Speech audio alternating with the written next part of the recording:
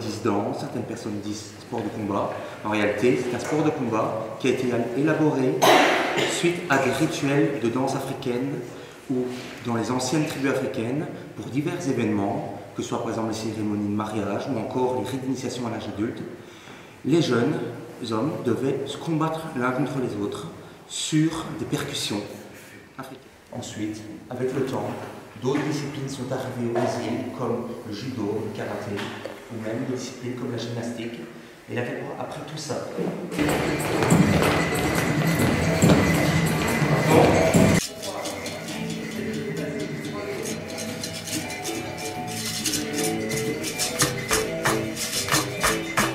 encore juste le buste.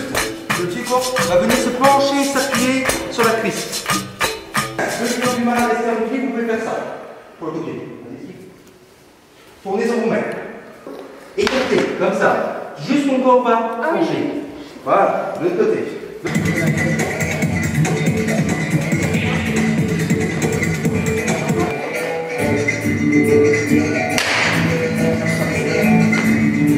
Maintenant, ce qu'on va faire, on va apprendre une petite acrobatie. Les acrobaties, ça a été utilisé aussi pour répondre à une attaque. Donc ici, ce qu'on va faire, c'est qu'elle, elle va prendre ce mouvement-là. Donc elle est jambe écartée. Cette jambe-là va venir glisser comme pour faire un balayage. Voilà. Et c'est comme tu vois, avec l'autre jambe. Un peu. Soulève de l'autre côté. Voilà. Pense, voilà. C'est ça, regardez. De l'autre côté. De l'autre côté. Il faut quand même qu'elle regarde ce que je fais avec mon pied. Hein.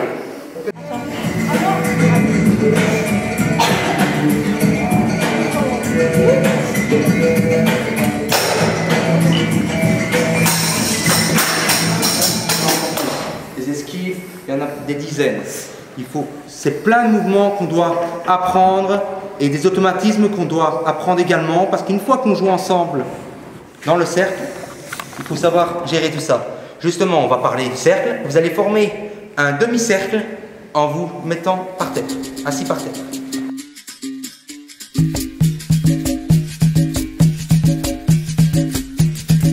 É o sentimento de cuidar de quem tem, de estar pertinho de alguém.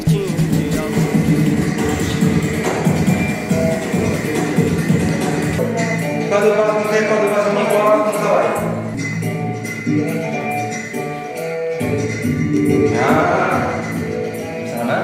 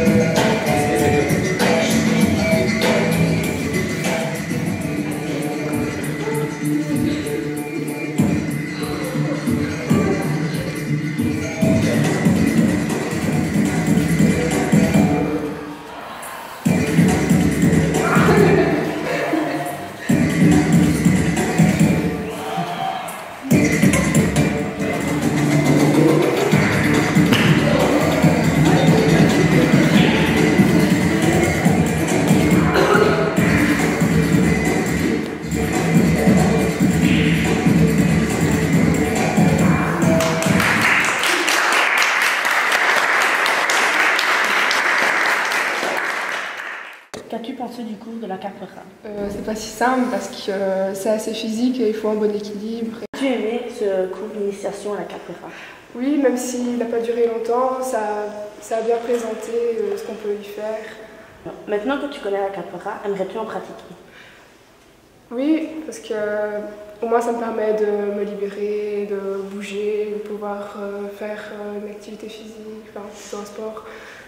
Et ça me permettra de faire quelque chose en dehors de l'école, donc voilà.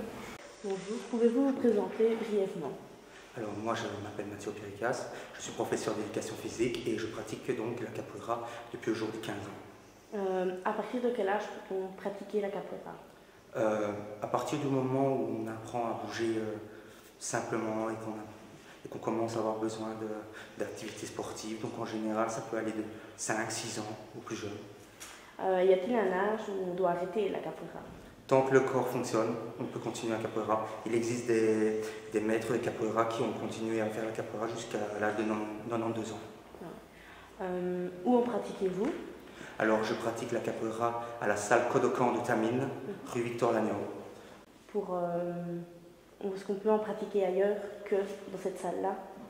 Évidemment, il y a des clubs de capoeira ouverts dans les grandes villes de Belgique. Maintenant, moi, je défends aussi les compétences de mon club à moi. Donc je fais partie du groupe Capoeira Canavier. C'est un groupe de capoeira donc, de la région. Donc autant pratiquer dans la région avec des gens qu'on connaît, des gens qu'on est susceptibles d'amener au club pour enrichir le club et faire partager la capoeira aux gens de notre ville. Y a-t-il une tenue spécifique à porter et une infrastructure spéciale pour la capoeira? En général, la tenue, c'est celle que je porte actuellement. Donc voilà, avant c'était des simples pantalons en toile, parce que c'est un art qui était pratiqué par les pauvres. Donc tout ce qui était pantalon souple et large était utilisé pour faire la capoeira. Aujourd'hui, évidemment, elle a évolué, on a plus de moyens et donc on crée des uniformes.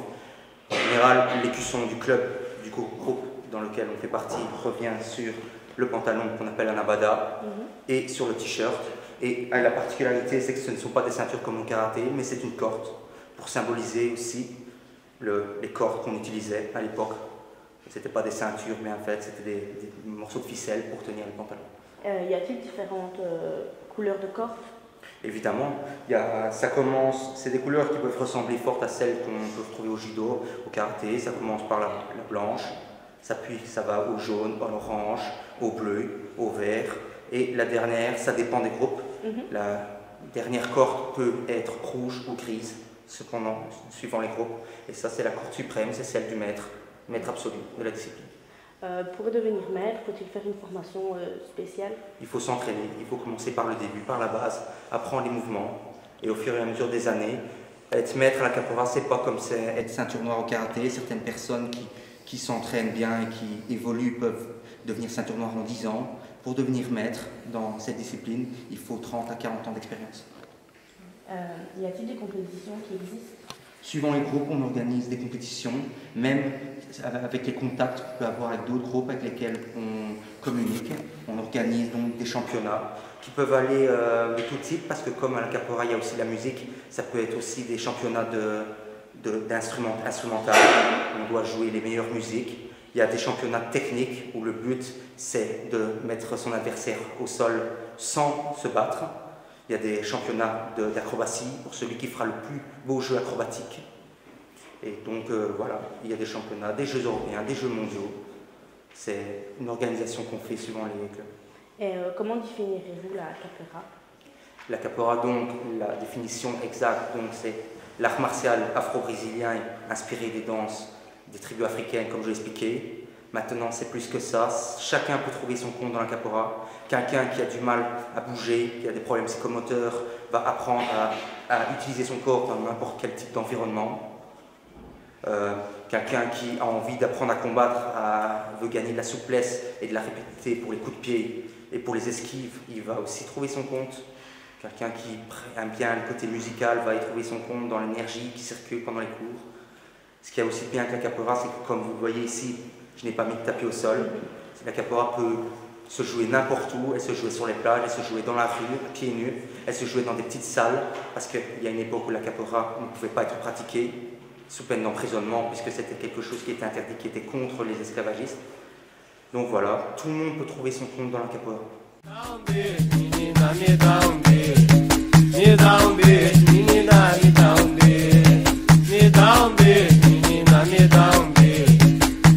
beijo,